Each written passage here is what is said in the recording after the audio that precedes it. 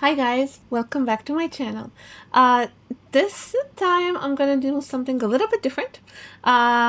It's gonna be the first time for me to actually react to a different content creator's video, and I am really excited for two reasons. First, this specific content creator is the first one that I actually followed and that I came across when I started playing Love and Deepspace. I had no idea the game was like popular enough for others to have like channels very specifically to this game. And believe it or not, she was the first, and she saved my butt so many times when I was lost in the lore and the timelines and I had no idea what was going on.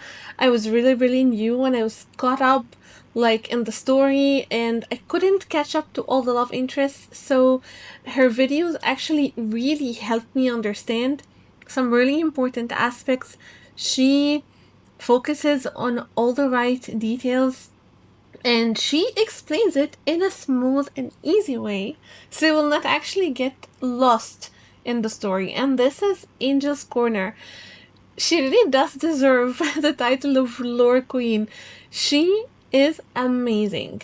Her videos are awesome, very light, very cool. Most of her videos I actually watched more than once.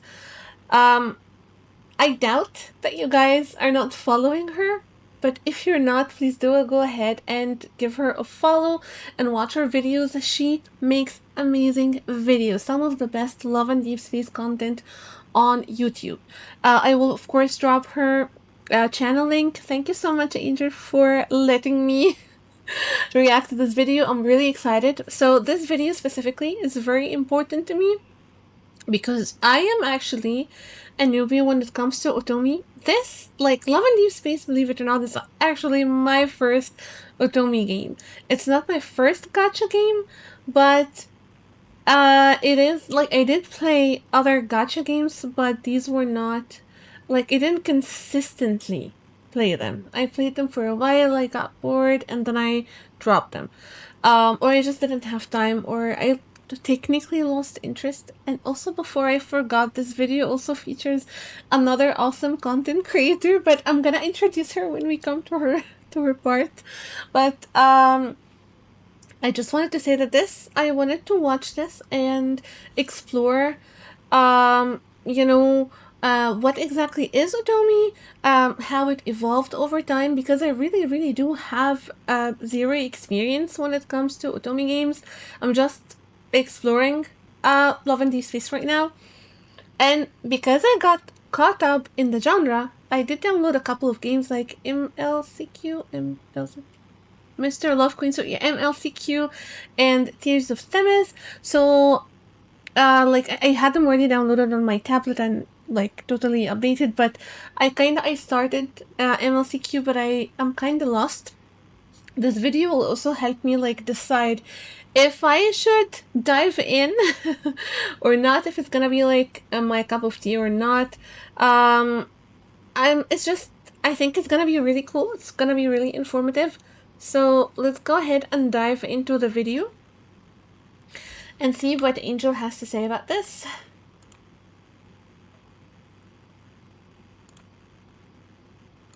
Ah yes, Otome games. A genre that's long been considered niche, but lately, something has changed. The Otome scene is having a resurgence, and a huge part of that is thanks to Love and Deepspace, pulling players in with their very technologically advanced 3D interactions and gameplay. This romance girl game has consistently stayed in the top 5 gacha revenue charts over the past year. As somebody who has been playing Otome games since I was a teenager, never in my wildest dreams I would have thought that this genre is gonna get this much attention today, because this genre has always been niche as fuck. But just like anything that gains massive popularity, for a lot of people, Love and Deepspace is their first Otome game. A lot of new players had never even heard the word Otome before, and if that is you, If Love and Deepspace is your first Otome game, I made this video with you in mind. I know a lot of my subscribers are very new to the genre, and I want to broaden your horizons a little bit so you can understand the significance and the history behind this subculture. Because the newer Otome games like Love and Deepspace would not exist without the ones that came before them. And also, if you're a part of any fandom or subculture,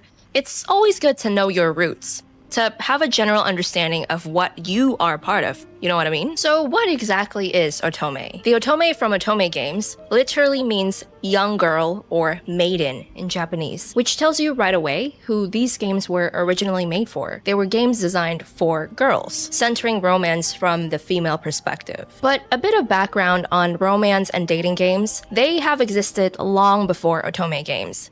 Japan already had a booming market of dating sims for men, often called bishoujo games, which literally translates to beautiful girl games. Titles like Dokusei had players charming anime girls through dialogue choices and stat management, trying to win affection points.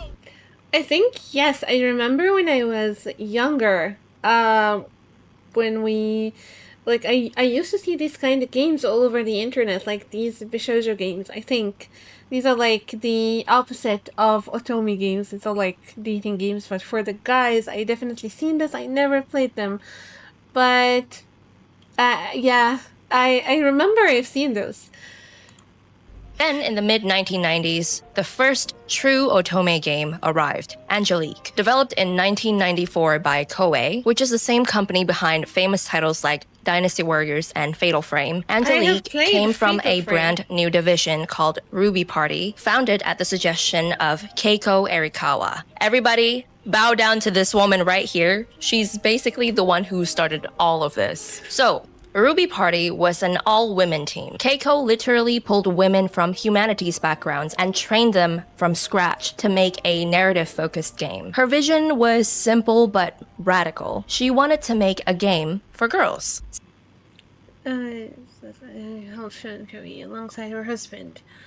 Her name in 1978 and served as executive director of the company until 2002 after the release of this game. In 1983, Koei only had one woman on its development team. Keiko Arikawa decided that there needed to be more opportunities for men in game development and more games aimed at women. Now, I know that word Angelique, like the title, when Angel mentioned it, I think I known this as an anime. I am a huge shoujo anime fan, guys. I like a huge fan. I watch shoujo like crazy. I had no idea Angelique was actually a game. Okay. Something that centered their fantasies and emotions instead of catering to men. Of course, people doubted her. The industry did not believe women would even want to play games like that, but Keiko stuck to her conviction and kept going. Angelique was not an overnight success. When it dropped in 1994 on the Super Famicom, it sold modestly. Not bad, but not a blockbuster either. So they tried something new. They expanded the world into anime, CDs, manga, basically pioneered. Very true, because I have seen some of not all the episodes of the anime, but I definitely explored it at some point. So yeah.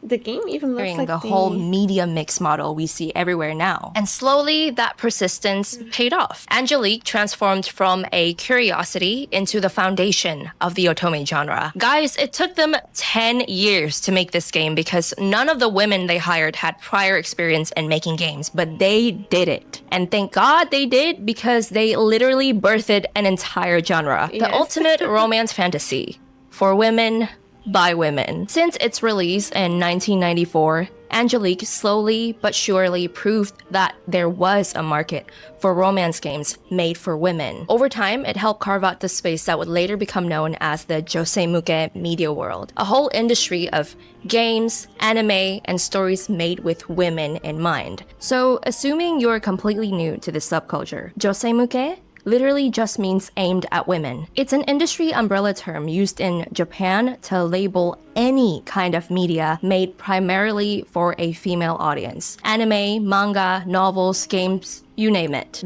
This is actually a pretty new concept to me. I had no idea. So yeah, this is pretty cool.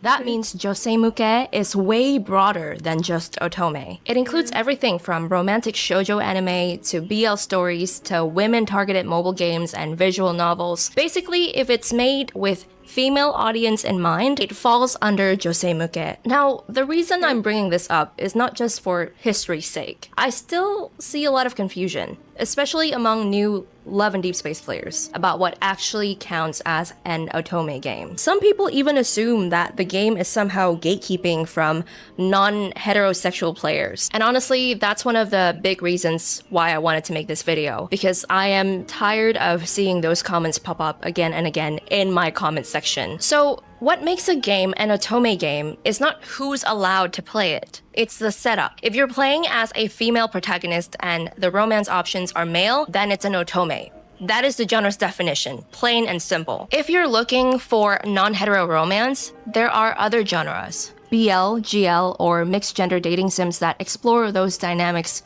beautifully, and they're just as valid and worth celebrating. No one...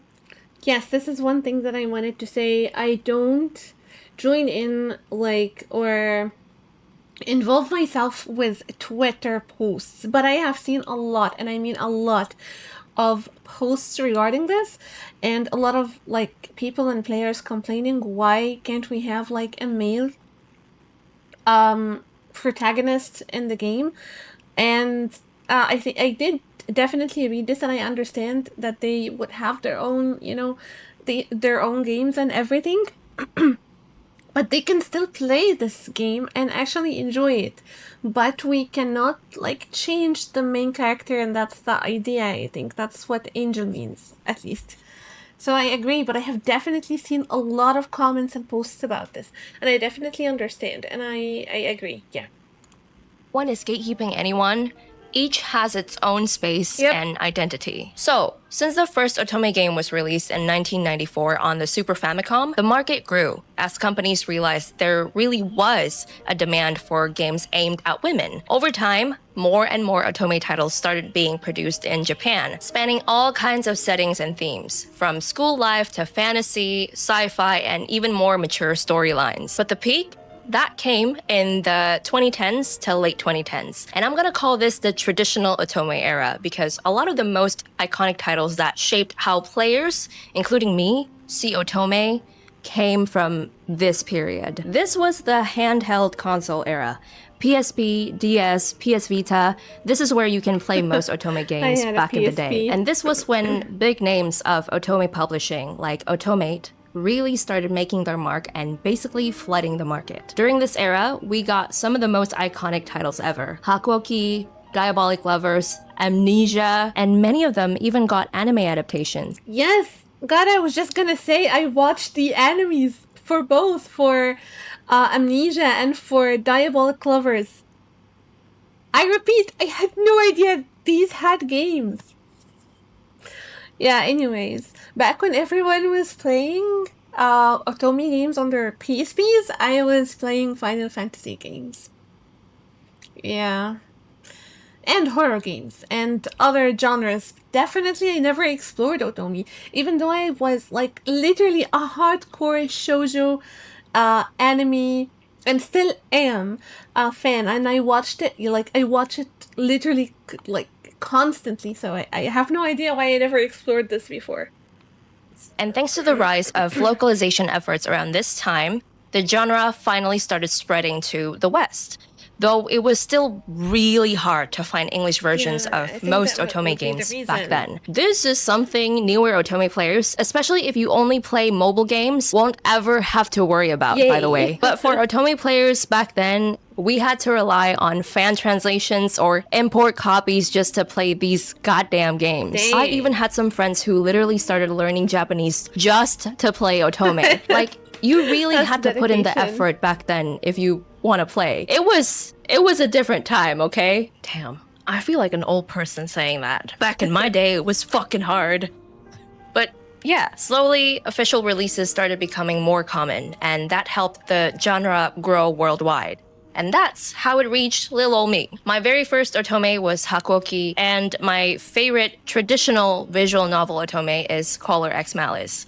I've That never game was so heard good. of The first either. time I was introduced to an otome game, I was 13. I was exposed to a whole new world of hot fictional men, and I have never been the same since. So all these traditional otome games followed a pretty consistent formula. They were, of course, story-driven, usually with a common root that branches into character roots, meaning you pick which love interest you want to pursue and date. And those love interests almost always line up with familiar archetypes and tropes borrowed from manga, anime, and especially shoujo. There's a lot of overlap between these subcultures, and those tropes are still alive and well today. For example, the childhood friend, usually they're written like an older brother figure, the obsessive yandere, the kudere, which is the stoic and cool but secretly soft trope. Remember when Caleb first came out and people were so shocked because he was a little obsessive, and he's also portrayed as the older brother to MC? Yeah, the ones who were shocked or complained about him, I'm convinced that they are totally new to this genre.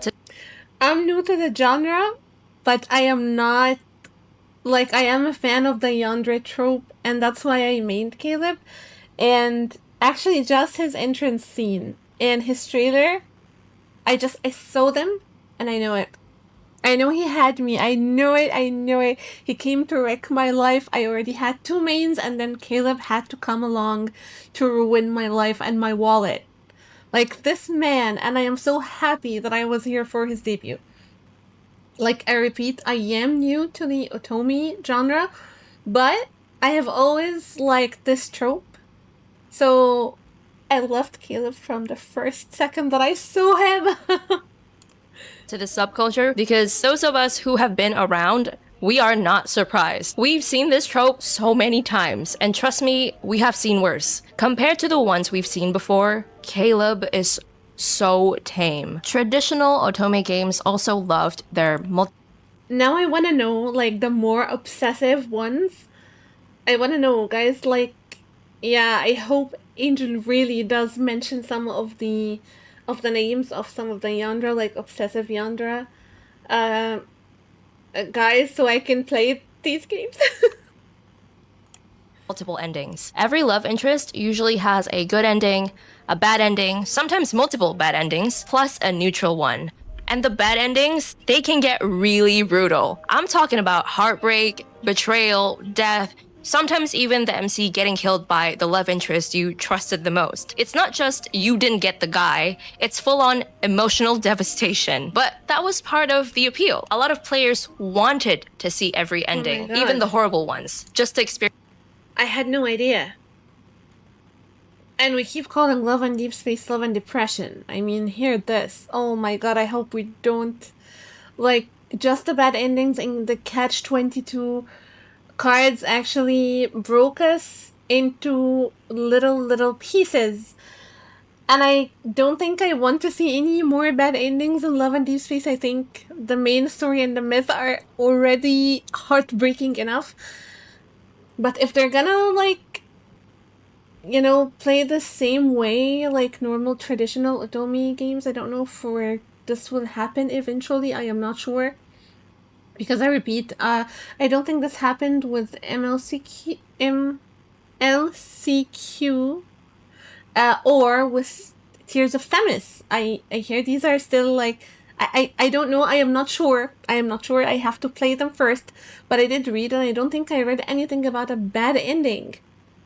Okay. Experience the full emotional spectrum of the story. Sometimes those bad endings are so infamous that people still talk about them years later. It's like trauma bonding through shared heartbreak, basically. It's that intensity, that mix of romance and tragedy that made some traditional otome stories so memorable. They were not afraid to hurt you a little. So as otome games kept evolving, they started breaking out of handheld consoles. That's when the next big transformation began. Suddenly, you can play otome games on PC, and more importantly, on your phone. Yes. Around this time, other companies across Asia began to take notice as well. And in 2016, there's one particular game that caught the global market's attention. Oh, I heard about this one. Messenger. My friend told me about This it. game Mystic Messenger was a cultural moment. Released by the South Korean developer Cherits, this pulled in people who had never even touched an Otome before. For a lot of people, this was their first Otome game. Sure, it's not as big as Love and Deepspace now, but it was huge at the time. It's reported to have reached 1 million downloads after it was recently released. Yeah. For a niche market like Otome, that number is fucking huge. And a big reason it took off? Accessibility. It was not locked makes behind sense. a console or a PC. It was right there on your phone. You didn't need a special hardware or fan translation patches. You just need to download the fucking game. And what made it stand out even more was its real-time interaction system. The whole game runs on a clock. Characters message you in chat rooms, text you directly, and even call your phone. Mystic Messenger was not the very first Otome to ever play around with messaging or phone calls, but it was the first to build an entire game system around it. Listen, having 707 call me at 3 a.m. will forever be a core memory for me. And it wasn't just Mystic Messenger. Around My friend told me about this, whom I met through the Love and Deepspace community. She told me a lot about this game. I did download it on my phone. I never started it, like I never actually opened the application, but I did download it. I was really intrigued about the game, but seeing that it runs on a clock with someone like me. I am now old. I have a full-time job. I have a lot of responsibilities. I can never wake up at 3 a.m. to pick a call from my from my virtual boyfriend. This is just not gonna happen, so I don't think I would be able to ever experience this game unless I go back in time. Now I regret the time I missed when everyone was playing this game and I was just chilling with Silent Hill and Resident Evil and stuff like this. At the same time, tons of other mobile Otome games were being released. But unlike traditional Otome games, many of these new mobile Otome games did not follow the traditional format. Yeah. You know, a common story, branching into a love interest route, and then reaching one of several endings, and then the game ends, and that's it. Instead, they leaned into something new. Ongoing stories built around collectible cards and events. This is the rise of Otome gachas. And for this part of the video, I brought in the one and only Gacha Goblin to dissect the chaos that is Otome gacha. Hey. Yes, now I wanted to mention that this video also features the Gacha Goblin. Her name is Len. I don't think she needs an introduction, guys. She's like the anchor of news for Love and Deepspace. She's been there from, I think, from the very beginning, or maybe just a few months after the game started. And she's been making content for the game, covering literally every aspect of news and any piece of information about the game. I am also gonna drop a link to her channel. Please go ahead and follow her if you're not already. I highly doubt I highly doubt that you don't know her, but she's really, really awesome. She makes super fun videos. You're gonna love her stuff. Let's hear what she has to say. What is up, lovelies? It is Lynn the Gacha Goblin, and I want to give a huge thank you to the stunning, to the beautiful, to the lad's lore queen herself, Angel, for bringing me on for this collaboration. I am very, very thankful, and I am also very nervous. I am very nervous. I hope that I can live up to expectations, but we shall see. We shall see. I am also very much relying on Angel's editing skills to make me sound coherent. So let's go ahead and continue. So we're going to be talking about Otome gachas in general, right? But in order to understand how gacha changed Otome forever, we need to understand what a gacha actually is and where it came from. So gacha is actually a coined term from gachapons. These are, it's a game mechanic that was inspired by capsule toy machines, and those are the gachapons. They are very popular in Japan. There's even a gachapon central in Osaka Nipponbashi. And the only reason why I know this is shout out to Kiwi in Japan for filming a vlog in Nipponbashi on their own gachapon adventures. But it is something that is a huge part of the Japanese culture. And we all know what these capsule toy machines actually are, right? We see them in supermarkets. Even here in the Western world, you put in a quarter, you turn the little knob, and the turning of the knob is actually the onomatopoeia sound of gacha, gacha, gacha. And when the toy drops, that's the pong. That's the pong sound. So that is why it's called a gachapon. And this little I guess, mechanic, this randomizing mechanic, was something that game developers saw and they were like, interesting, maybe we shall put this in our game.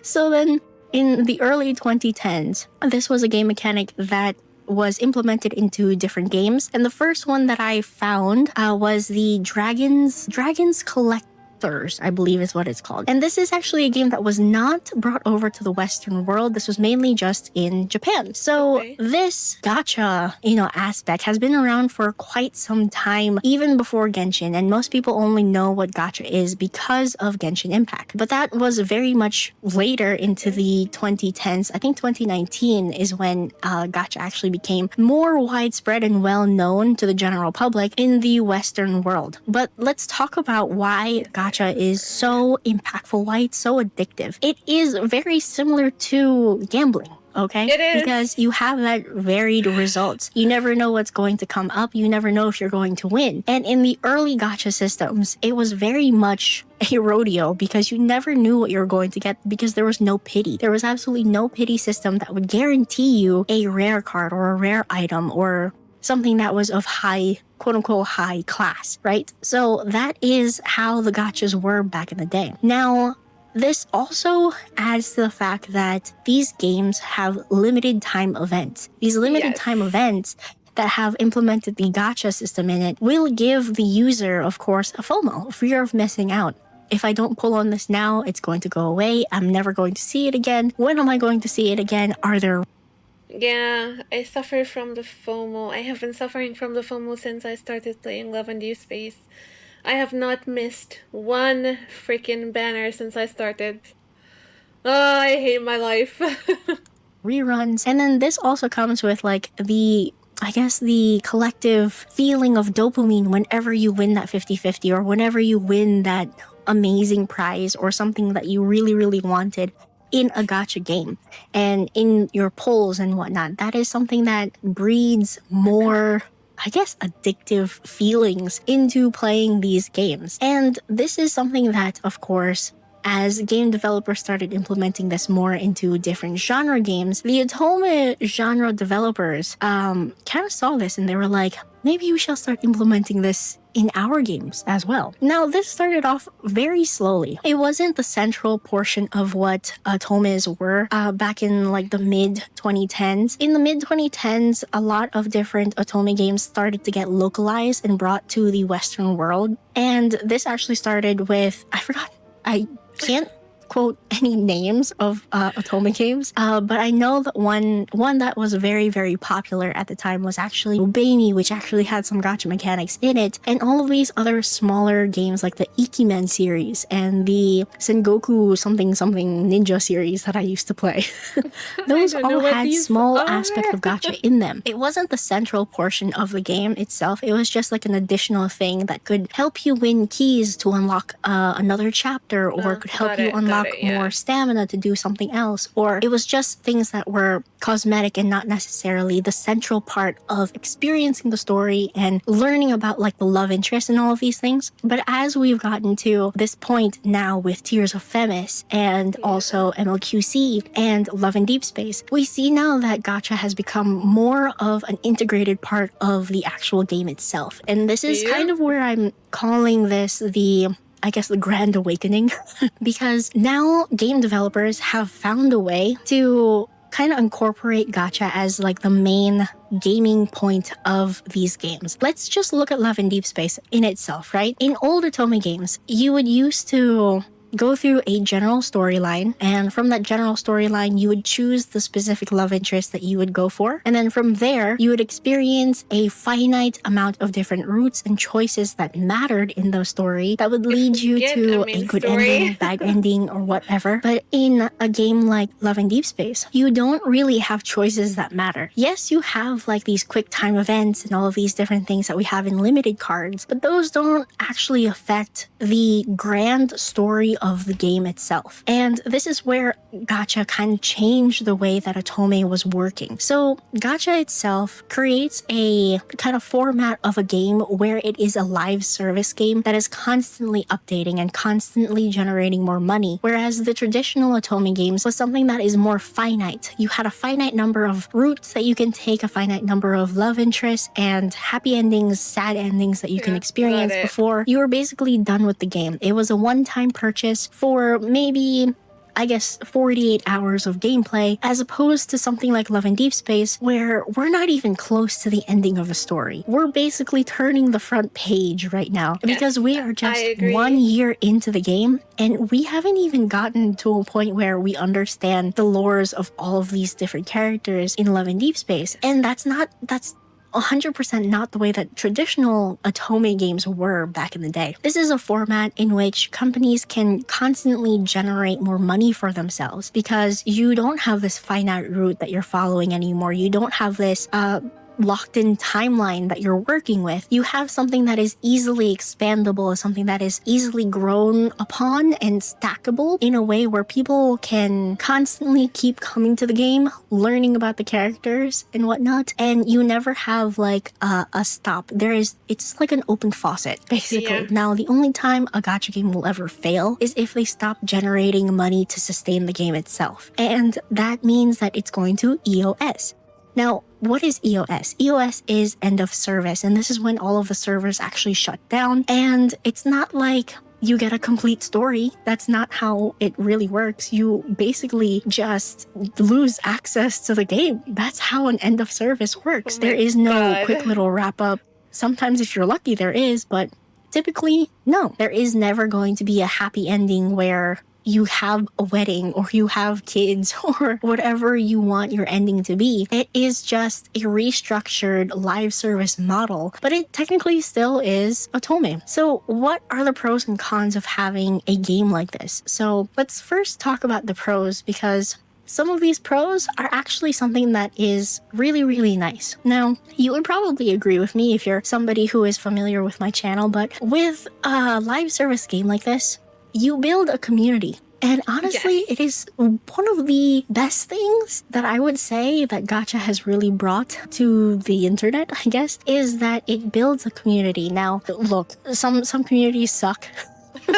But there are also some communities that really, really are awesome out there. And the community that I was able to build for my own channel, and I'm pretty sure Angel will agree as well, we have our communities because we all play this game, and this is a Gacha Otome game. And this is what happens when it's a live service game that continues on and on and on. There'll always be new influx of people coming and joining this community and, talking about the new banners that are coming out, the new storylines, new events. And it's something that is constantly super fun to experience together as a collective. You get to watch your favorite streamers do polls, you get to do the reactions to different cards, and it's this like long-term engagement that continuously grows because of the continuous updates from the game itself. It never truly gets stale. You know what I'm saying? And the fact that these games are technically free-to-play games, which means that it's a lower barrier of entry for people who may not want to pay a $50 tag price on a traditional Otome game that can only last them a certain number of plays or a certain number of hours. This is a game like Otome Gachas now, like Love and Deepspace, is something that you can just go into technically free to play and play the entire game without spending money. You could technically do that, and you would still be part of this very wide community that loves these love interests, that loves the MC and the story that they're trying to tell. So it is quite interesting how Gacha has kind of grown the community of Otome itself, and it is really fun to see people kind of learning new things, learning new cultures, and learning new terminologies and whatnot. Granted that people are open-minded, but that's for a different story. Alrighty, so now let's talk about the cons. Gacha is still gacha. Like, I'm just gonna say that once and for all. If you are experienced with gacha, you already understand where this is going. Gacha is gacha, which means that it is inherently very predatory. I'm not gonna, sugarcoat this in anything. It is incredibly predatory. It exploits a psychological trigger in everybody's mind, like FOMO, and with the varied reward system, and of course, the sunk cost fallacy. fallacy. Now, if you don't know what the sunk cost fallacy is, it's basically when you've already spent a certain amount of time, of money, of effort, and love into a certain kind of project, or in this case, is this certain kind of gacha game, that you are unwilling now to relinquish, yourself from this, delete the game, to walk away from it, to stop spending. That is the sunk cost fallacy. And of course, especially in gacha games that are Otome centralized, where it's technically like a dating sim and you're getting emotionally attached to these characters, you are being emotionally manipulated into spending more money for Otome gacha games in general, because you form that emotional attachment with those characters and you feel like, I have to get this card because that is my love interest. If I don't, it's like I'm betraying them. You know what I'm saying? So it's that feeling of, I have to get it because it's him. And that is a very strong manipulation tactic that... Yes, I will continue listening, but I agree. I unfortunately agree with what she said. Yes, the fear of missing just one card of one of my mains kinda drives me crazy. Like, say I have 100% of Caleb's cards. Like, even if, like, it didn't happen so far, but what if I am not interested in, like, the card that's currently live for Caleb? I'm not gonna be able to not pull because I want that 100% for him, It didn't happen. I highly doubt that this will happen, but I understand. I also understand the FOMO part, because if we don't get it now, we're not sure when we're gonna get it again, and even if we do, the reruns freaking suck. So yeah, let's continue. these gacha Otome game companies are very much utilizing every time they come out with a new banner, a new multi-banner, a new myth banner or whatnot. It is very much prevalent in the space, and it's quite interesting to see how that kind of model really affects the Otome experience itself. So there is a lot of, I guess, cons to being involved in a gacha Otome game, but it is quite interesting to see how Love and Deepspace grew from that. First, it's, like I said earlier, in the early 2010s, or I guess mid 2010s, you would have small aspects of gacha being implemented until suddenly you have these AAA visuals with 3D modeling, with ASMR experiences thrown at you in this gacha format that, basically manipulates you into wanting to spend on this, because the characters themselves, you fall in love with them, you get emotionally attached. And it is, in its own way, an amazing feat for technology and also the gaming community, but it is also a very scary future for, the dating scene. So it's quite interesting, and it is something that is going to even grow as gacha and gacha Otome games kind of expand, because of course we're still waiting for competition for Love and Deepspace, and it is going to come because companies are greedy and they are going to want to cash in on the massive amounts of money that Lads is making. So that is pretty much it. That, I hope, is wrapping up my portion of this video, question mark. But yeah, it is quite interesting to see how Lads basically took gacha and implemented it in such a way that was so impactful and so shocking to the player base that it became such a global sensation, and it's grown so big. Anyway, that's pretty much it. Alrighty, back to you, Angel. One thing. Thank you so much, Linda. It was really, really informative, and I'm not gonna say eye-opening. I am an adult. I am a grown-up. I know what I got myself into.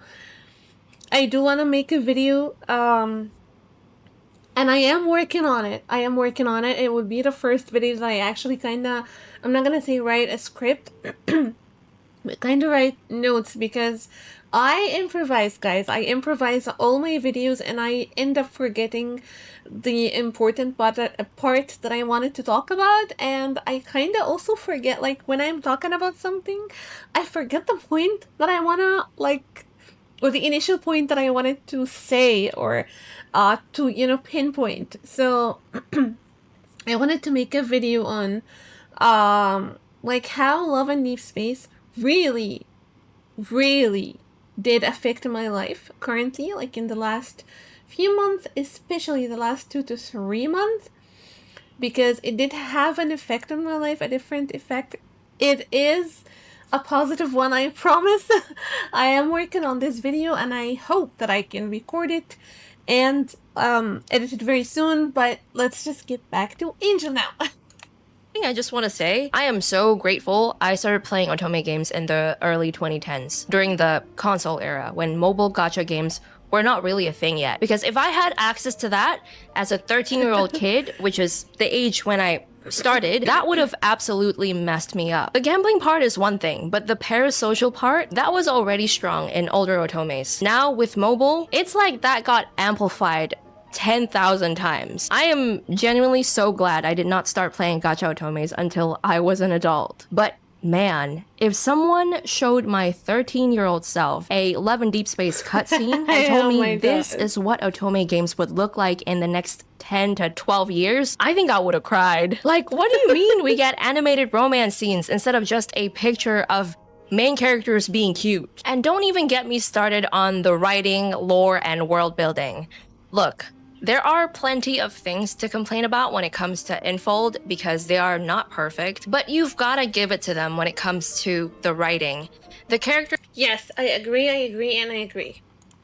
Don't feel two-dimensional. They're built on tropes that have been around in Otome for years, but they don't feel trapped by them. Yes. They don't feel like your typical Otome stereotypes. Characters that look like red flags on the surface turn out to be an entire green forest once you dig into their stories. The world feels alive. The story feels deliberate. I could go on and on about this. I mean, I started playing Love and Deepspace just to ogle at pretty fictional men, but what really made me stay was the writing. Also, the fact that this game, a game made for women, can stand toe-to-toe in terms of revenue with big gacha giants like Genshin Impact and Honkai says a lot. It proves the otome market is worth investing in, and I think it's safe to say that we will be seeing more and more gacha otome games trying to replicate Love and Deepspace success. Because honestly, Love and Deepspace did not just join the market, it raised the bar. Yes. It set a new standard for what an otome game can look like, feel like, and achieve. AAA visuals, 3D interactions, and actual narrative ambition. It's the first time an otome has reached this level of polish and scale. It's not just competing with mainstream games anymore. It kind of is one. And I think a few years back, I remember seeing discussions and articles talking about how the otome genre is dying. I actually don't think so. Dying? Nah, this right here, this is the golden age of otome. Yes, because I now absolutely otome agree. is more accessible than ever. Back in the day, most of them only came out on handheld consoles, PSP, PS Vita, and it was a pain to even find translations. I remember scouring random fan sites, downloading shady patches just to play something in English. The new gen of players who only know mobile otome will never know that struggle, man. But that's exactly why I call this the golden age, because now there's something for everyone. Traditional single purchase visual novel otome still being made. Mobile and gacha otomes fucking everywhere. Switch ports, PC releases, multi-language options. The variety is insane. And because gacha makes so much money, there is zero chance this wave is slowing down. Mark my words, we are just getting started. We're gonna see more and more otome games like Love and Deepspace. So Bad news. yeah, I hope you found this video, if not informative, at least entertaining. My goal with this was to Absolutely. help new players understand a little bit of the history behind this subculture and to help newer players see the roots of this genre, the games that walked so Love and Deepspace could run. So leave a like if you want and consider subscribing if you enjoy my content. I will see you in the next video. I'm working on my Tanakali video. If there's no main story update or new myths, Tanakali lore yap video will be next. Hell yes! I'm Thanks gonna so wait much for for watching. this. Bye bye. Thank you, Angel. Thank you, thank you, thank you. Oh my god, that was so much fun. Regardless of the fact that this video is really, really informative, again, for me, honestly, it was so much fun, and that's what I'm talking about. She is so much fun. Go and watch her videos, and I can't believe she's working on a Tanakali video. I suck with this mission, guys. I am unable to read it. I will appreciate someone to actually tell me the story about this Tanikali thing. I have been doing it for weeks, but I haven't been focusing on the story like at all. You cannot believe she's working on this. I am so happy. Child. That was actually some of the best news that I heard on in this video. Anyways, after listening to Angel and Lynn, again, like I told you, it's not really like the part about the gacha. It's not really like eye-opening, but it's definitely I understand a little bit more now. But for the Otome, I definitely understand a lot more. I had no idea that the Otome had such, like, the genre, it had, like, this kind of history I did not know. And I regret missing out on playing these in my teen years when I was just, like, younger. Because, like I told you guys, I was stuck. I have always been a gamer, but I have always leaned into, like, a totally different genre. So I missed out on those, even though I had all the consoles. Like, I had the PlayStation 2 and 3 and 4, and oh, sorry, I hit my mic. And I did have a PSP, and so, yeah, so I missed out on these, and I regret it. Will I explore, like, the older games like Tears of Themis and MLCQ? I am not sure. If I have time, I think I will. If the lore and the story is, like, as gripping as Love and Deepspace, I might take a look. But I will be honest, I'm just so entangled with Love and Deepspace. It has so many details, and believe it or not, we keep saying that we don't have a lot to do, but the part about Tanakali, like, the unicorn's mission, alone with the stories, could take days, guys. Could take us days to go through and enjoy and play, and we still get some rewards out of it. So I still have a lot of Love and Deepspace. I haven't explored everything when it comes to Xavier and Raphael. So I still have a lot to dive into, and I'm currently, like, I don't have that much free time, so I think I'm just gonna focus on Love and Deepspace. And like they were saying, if that's just the beginning, then I guess I'm just gonna wait for, whatever is coming. But for now, I enjoy Love and Deepspace. I know it has its pros and cons, and like I said, I will make a video of my own personal experience with the game and how it definitely affected my life and, believe it or not, my personality in a way. I am working on this video, I promise, and it's very important. It's very personal to me. So I'm gonna post it as soon as I can. I will have a few days off from work, and I will focus solely on making this video. Except if we got, like, something huge, like a main story update that will be entangled with, like, a multi-banner and then, like, news of solo banners. I really hope we have a breather in between to work on other things. I am excited for the future of Love and Deepspace and what it will bring to us and to the table, and, like, to know what will happen in the story. I'm also happy that it's not following the normal route of the Otome games, because I do not want a bad ending, guys. And I also don't want to choose, like, how am I gonna choose? If I have to choose, like if it's a must, if it's a normal, like, Otome, how am I gonna choose? Can any of you guys choose? Like, yeah. Anyways, I repeat, thank you so much, Angel. Thank you, Lynn. I appreciate you guys letting me react to this video. So that's it, guys. Thank you for watching. I cover Love and Deepspace. If you're interested in my content, please do consider subscribing to my channel. And if you do like my videos, please do consider leaving a like. Thank you so much. See you in the next video. Bye.